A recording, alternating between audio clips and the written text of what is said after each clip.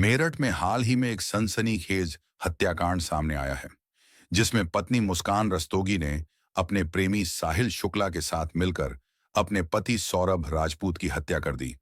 हत्या के बाद दोनों ने सौरभ के शव के छोटे छोटे टुकड़े किए और उन्हें एक ड्रम में भरकर सीमेंट से सील कर छिपा दिया। दरअसल बात यह है, सौरभ और मुस्कान की मुलाकात 2016 में मेरठ में हुई थी। सौरभ मर्चेंट नेवी में कार्यरत था और लंदन में पोस्टेड था।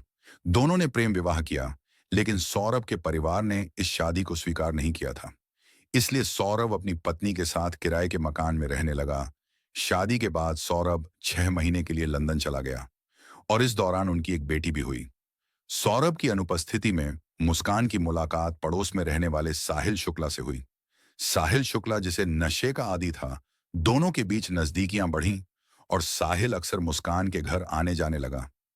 साहिल के साथ साथ मुस्कान भी नशे की आदी हो गई। मकान मालिक ने उनके संबंधों पर शक जताया और सौरभ को इसकी जानकारी दी। उसके बाद सौरभ को धीरे धीरे इनकी सभी हरकतों का पता चलने लगा और सौरभ और मुस्कान के बीच बहुत ज्यादा लड़ाइयां होने लगी। घर वालों से ऊपर होकर शादी करने के कारण सौरभ किसी को यह बात बता नहीं सका और काम के सिलसिले में लंदन आ गया।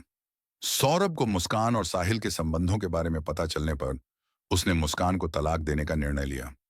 इस बीच मुस्कान और साहिल ने सौरभ की हत्या की योजना बनाई और जैसे ही 25 फरवरी को सौरभ लंदन से घर आया, उसके बाद मुस्कान और साहिल ने प्लानिंग करके 3 मार्च की रात मुस्कान ने सौरभ के पसंदीदा भोजन में बेहोशी की दवा मिलाई।